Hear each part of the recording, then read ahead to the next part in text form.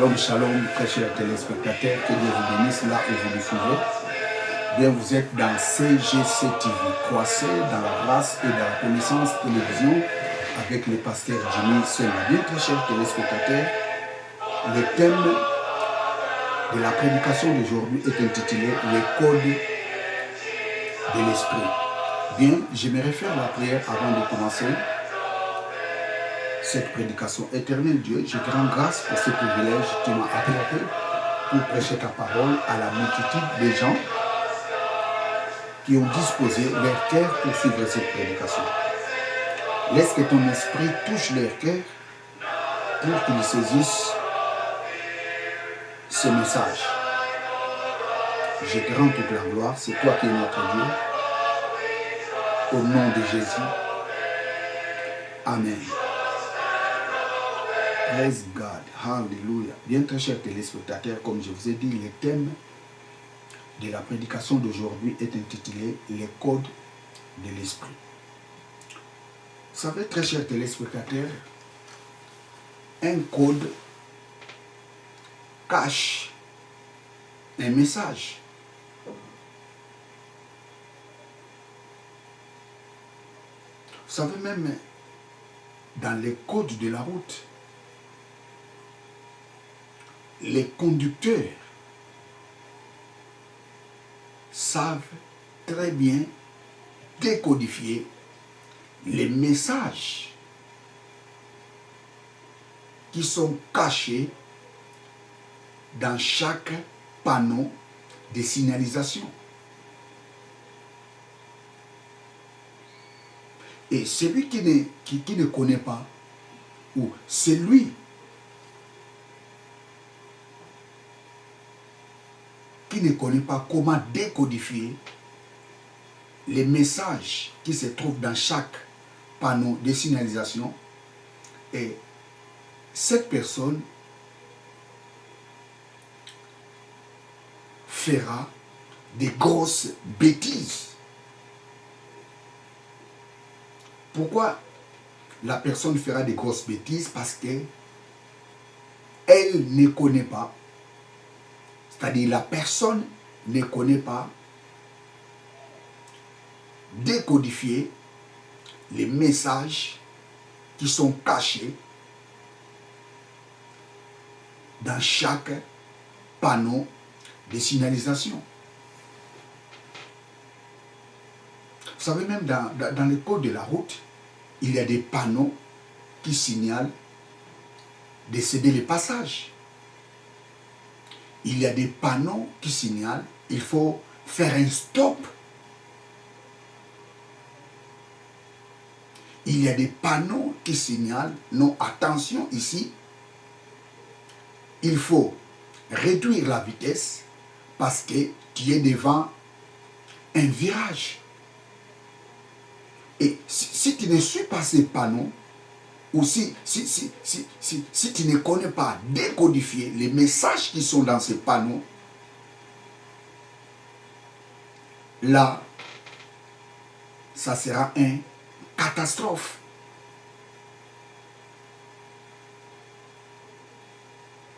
Ça sera une catastrophe.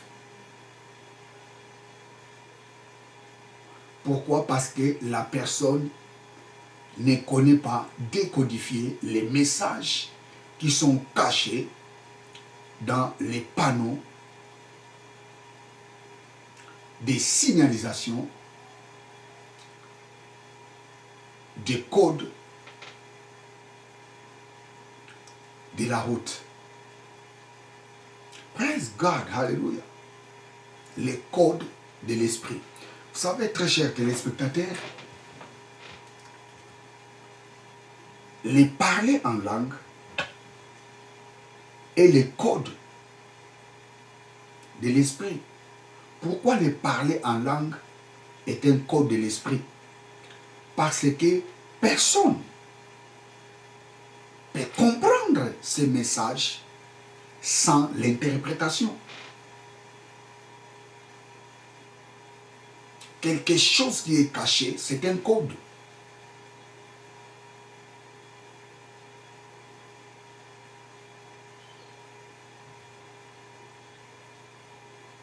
Praise God.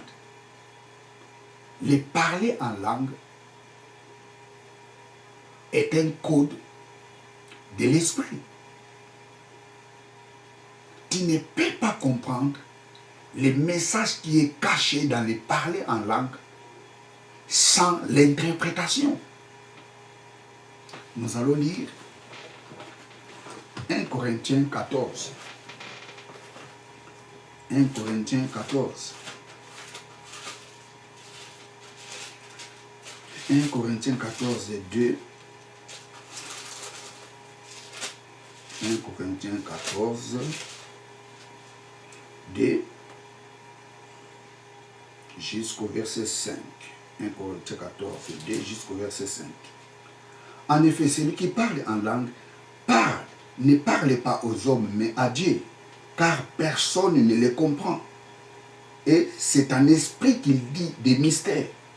Celui qui prophétise, au contraire, parle aux hommes, les édifie, les exhorte, les console. Celui qui parle en langue s'édifie lui-même. Celui qui prophétise édifie l'Église. 5. Je désire que vous parlez tous en langue, mais encore plus que vous prophétisez. Celui qui prophétise est plus grand que celui qui parle en langue. Je relis le verset 2. En effet, celui qui parle en langue ne parle pas aux hommes, mais à Dieu, car personne ne le comprend. C'est un esprit qui dit des mystères. Celui qui parle en langue parle à Dieu. Personne ne le comprend. Pourquoi personne ne le comprend? Parce que la personne fait la prière en code.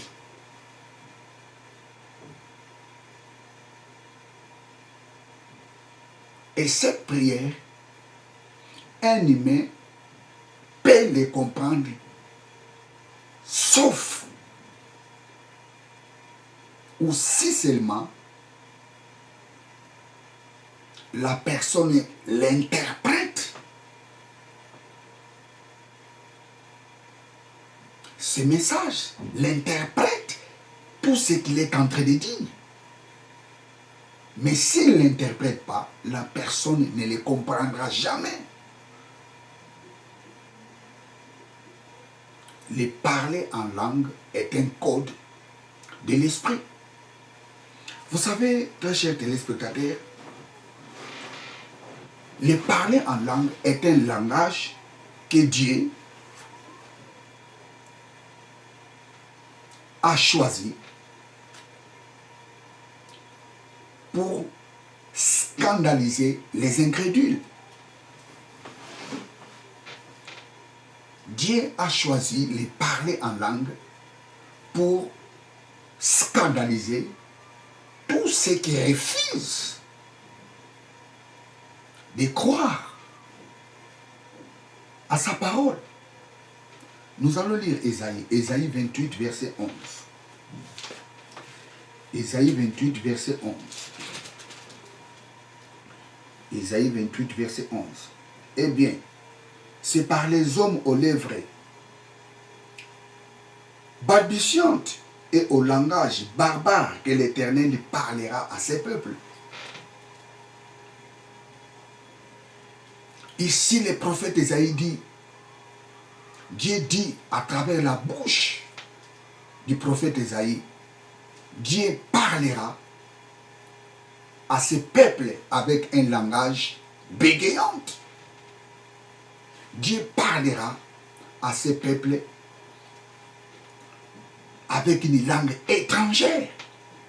Pourquoi? Parce que les enfants d'Israël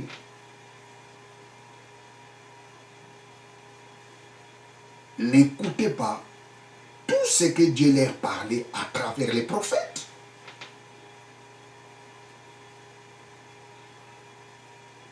Dieu a envoyé les prophètes pour leur parler. Mais ce peuple était resté incrédule.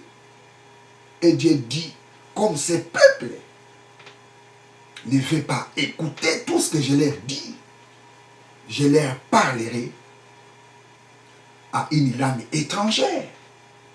Je leur parlerai une langue bégayante. Et Paul interprète le livre d'Ésaïe, Ésaïe 28, verset 11. Paul dit, la langue étrangère que Dieu a promis qu'il parlera aux enfants d'Israël, l'apôtre Paul dit, c'est les parler en langue. L'apôtre Paul interprète Ésaïe 28, 11. Que la langue étrangère que Dieu a promis, il parlera aux enfants d'Israël à cause de leur incrédulité. Dieu lit, plutôt l'apôtre Paul interprète ce passage disant que cette langue, c'était les parler en langue. Nous allons lire 1 Corinthiens chapitre 14. 1 Corinthiens chapitre 14. 1 Corinthiens chapitre 14, verset 21. 1 Corinthiens 14, 21. Praise God. 1 Corinthiens 14, 21. Il est écrit dans la loi, c'est par des hommes d'une autre langue et par des lèvres étrangères que je parlerai à ces peuples. Et ils ne m'écouteront pas même. Ainsi dit l'Éternel.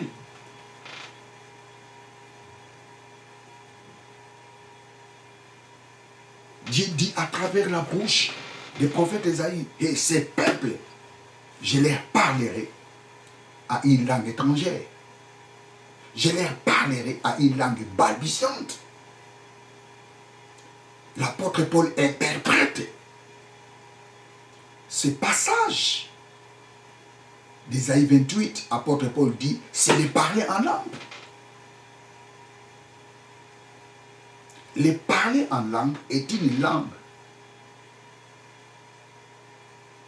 que Dieu a donnée, ou c'est une langue que Dieu a choisie pour communiquer avec son peuple dans le but de scandaliser les païens, dans le but de scandaliser tous les incrédules.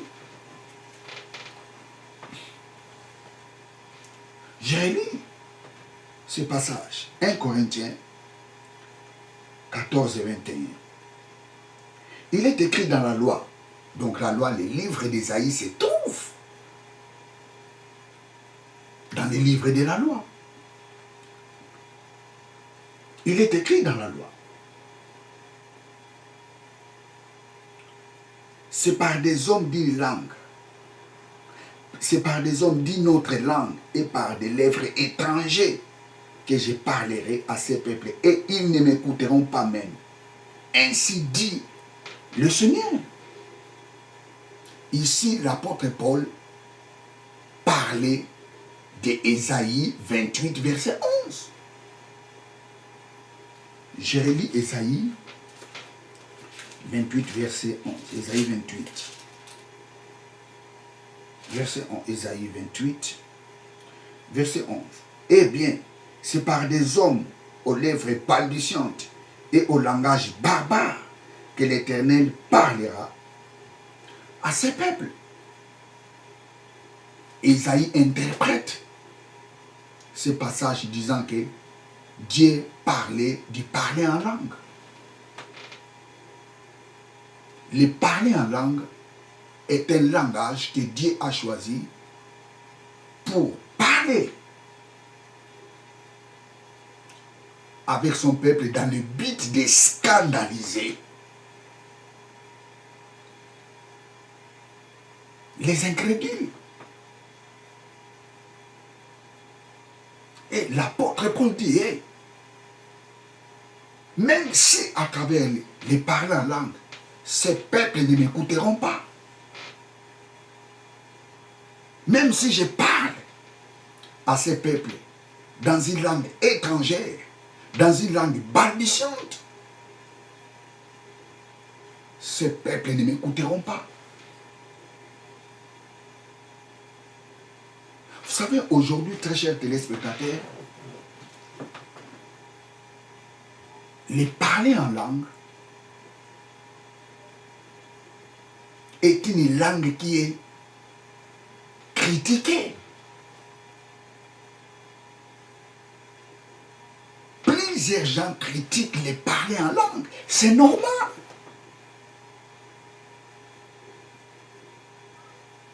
Le parler en langue est un langage que Dieu a choisi pour se communiquer avec son peuple dans le but de scandaliser les incrédules.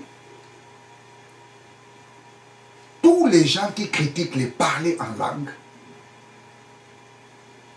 la plupart de ces gens sont des incrédules. Ce sont des non-croyants. Les gens qui ne croient pas à l'évangile critiquent les parler en langue. Et aussi des immatures en Christ les critiquent aussi. Je parlerai à ces peuples à une langue étrangère. Je parlerai à ces peuples à une langue bégayante. Même si je leur parlerai à ces langues, ils ne m'écouteront pas. Et l'apôtre Paul dit, c'est les parler en langue. Praise God, hallelujah. Les parler en langue est le code de l'esprit. Pourquoi les parler en langue est le code de l'esprit? Parce que personne ne les comprend.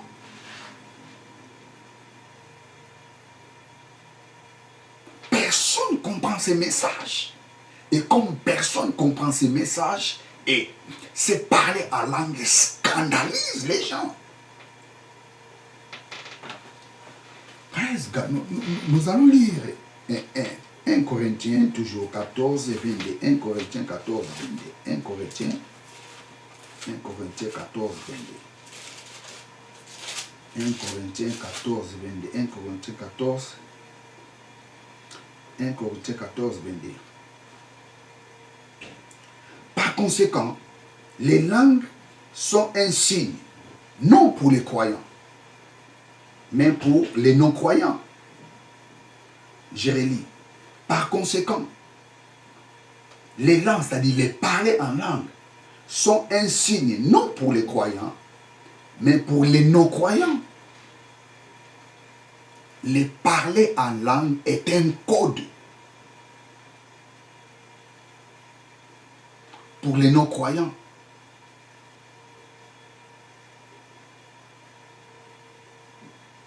Pas pour les croyants. Je relis. 1 Corinthiens 14, 22. Où je commence au verset 21. Il est écrit dans la loi, c'est par des hommes d'une autre langue et par des lèvres étrangères que je parlerai à ces peuples. Et ils ne m'écouteront pas même. Ainsi dit le Seigneur. Par conséquent, les langues sont un signe, non pour les croyants, mais pour les non-croyants. Les parler en langue est un signe. Est un signe. Or, un signe est un code.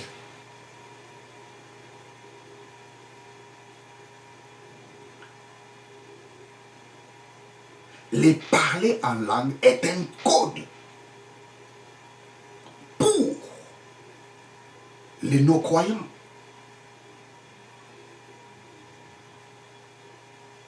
Pas pour les croyants.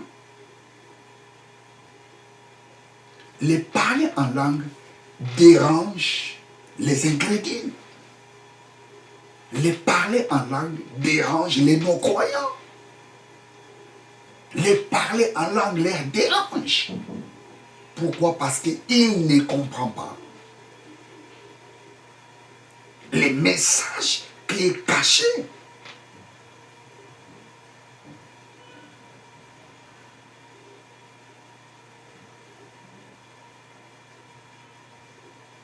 Dans ces codes. Ils ne comprennent pas les messages qui sont dans ces langages.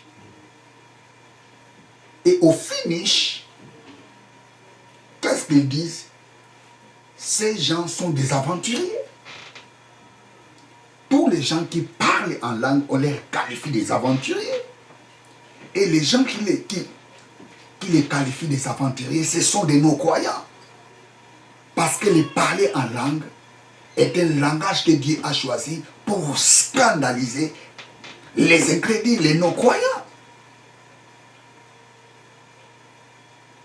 Dieu dit par la bouche du prophète Esaïe, hey, je parlerai à ce peuple à une langue étrangère.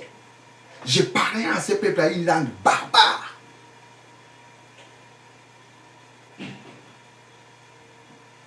J'ai envoyé les prophètes. Ce peuple ne m'écoute pas. J'ai envoyé les gens pour leur annoncer la bonne nouvelle. Ce peuple ne m'écoute pas. Alors, je leur parlerai à une langue étrangère.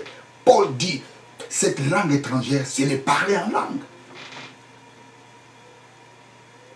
Et même si je parlerai à ce peuple à une langue étrangère, ils ne m'écouteront pas. Les parler en langue dérange les incrédules, dérange les non-croyants. Vous savez, des fois, quand je regarde les gens, je vois les gens critiquer les parler en langue, je me pose des questions si ces gens ont la connaissance de la parole de Dieu.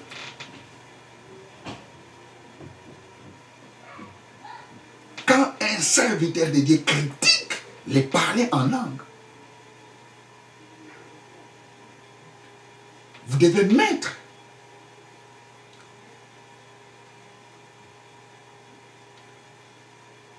la qualité de cet homme de Dieu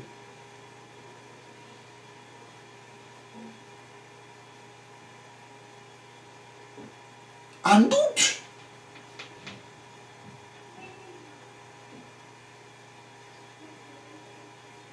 Parce qu'un homme de Dieu ne peut jamais critiquer les parler en langue.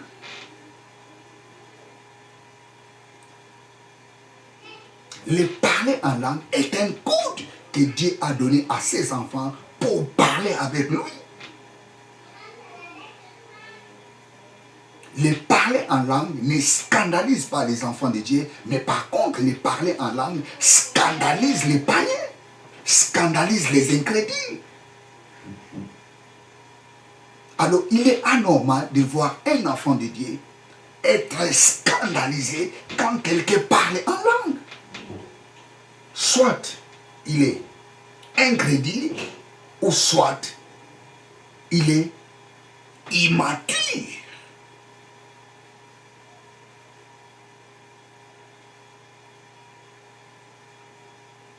Dans la parole de Dieu.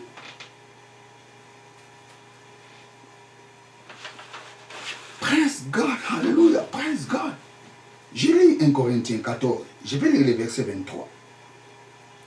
Si donc dans l'assemblée de l'église entière, tous parlent en langue, et qu'il survient des hommes du peuple ou des non-croyants, ne diront-ils pas que vous êtes des fous? Je relis le verset 23. Si donc dans une assemblée de l'église entière, tous parlent en langue, et qu'ils surviennent des hommes du peuple ou des non-croyants, ne diront-ils pas que vous êtes des fous? Les non-croyants qualifient les parler en langue comme une langue de fous.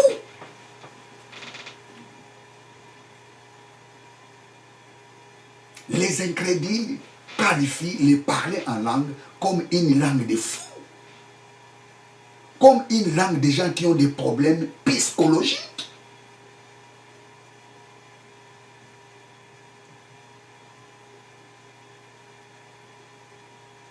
Oh, j'ai relis ce passage. Verset 23. Si donc dans une assemblée de l'église entière, tous parlent en langue et qu'ils surviennent des hommes de peuple ou des non-croyants, ne diront-ils pas que vous êtes des fous?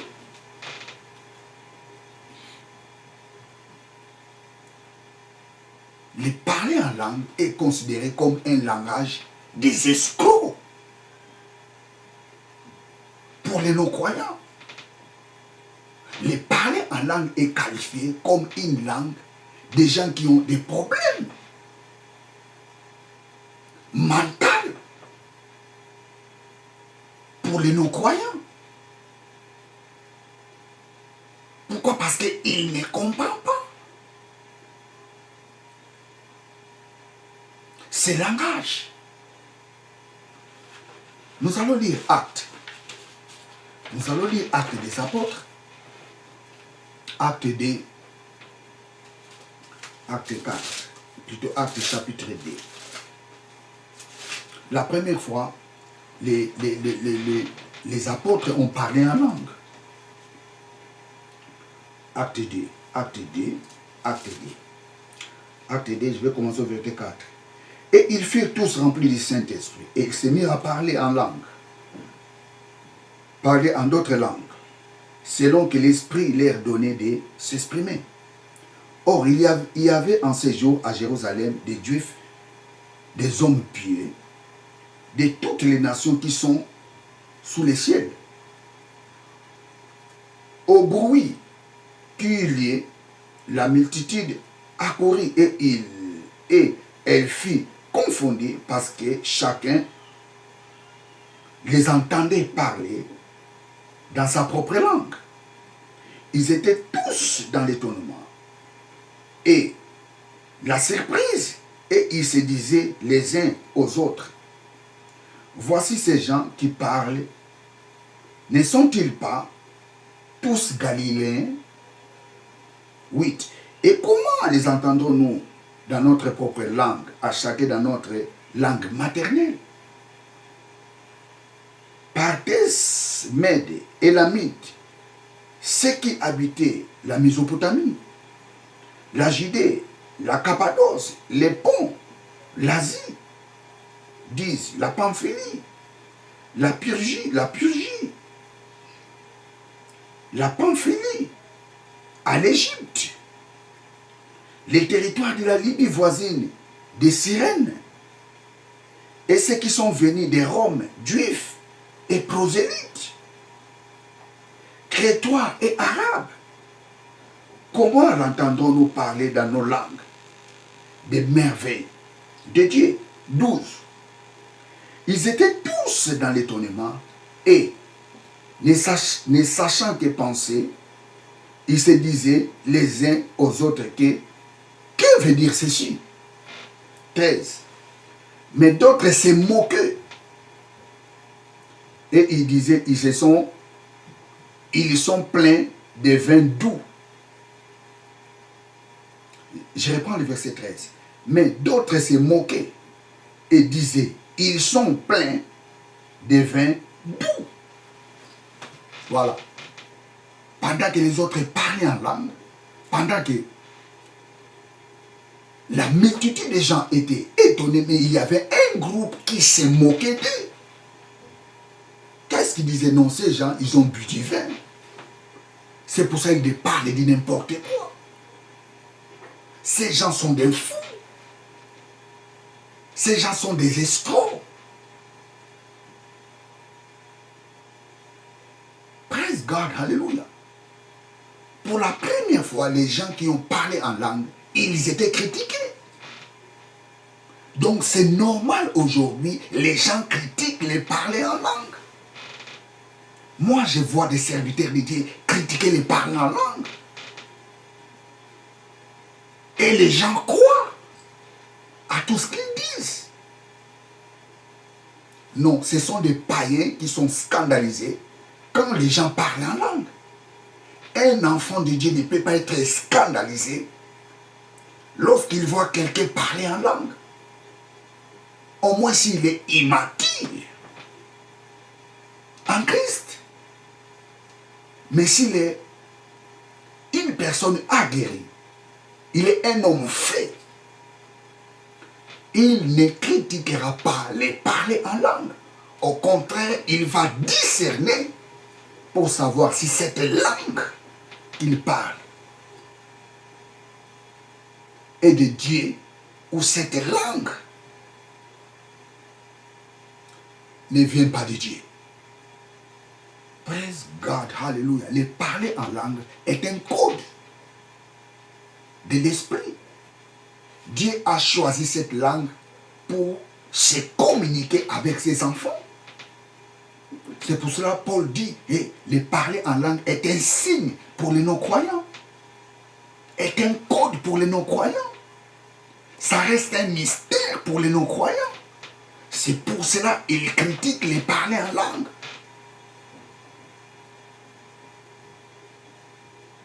Il faut être prudent lorsque tu vois un homme de Dieu critiquer les parler en langue.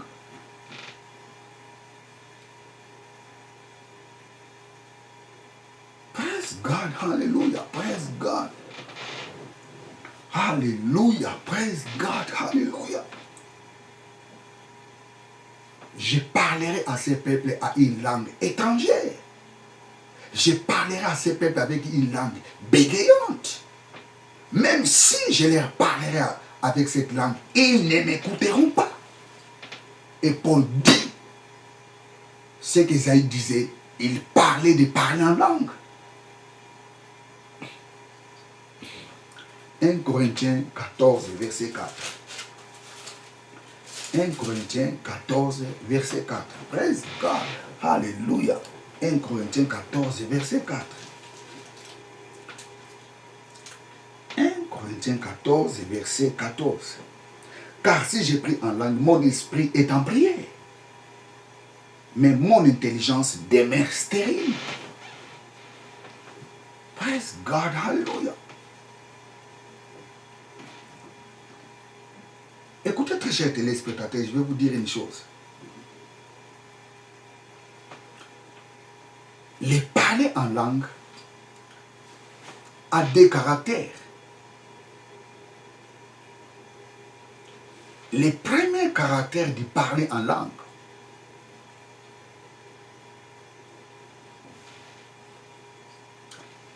c'est les messages.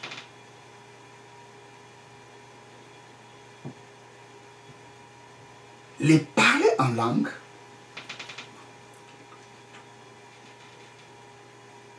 ou je dirais, si le parler en langue consiste à donner un message,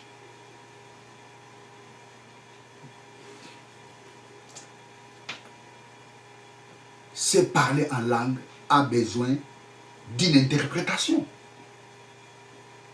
Ça, c'est le premier caractère de parler en langue. Dans le parler en langue, nous avons les messages. Si le parler en langue a un caractère de donner un message, ce parler en langue a besoin d'une interprétation.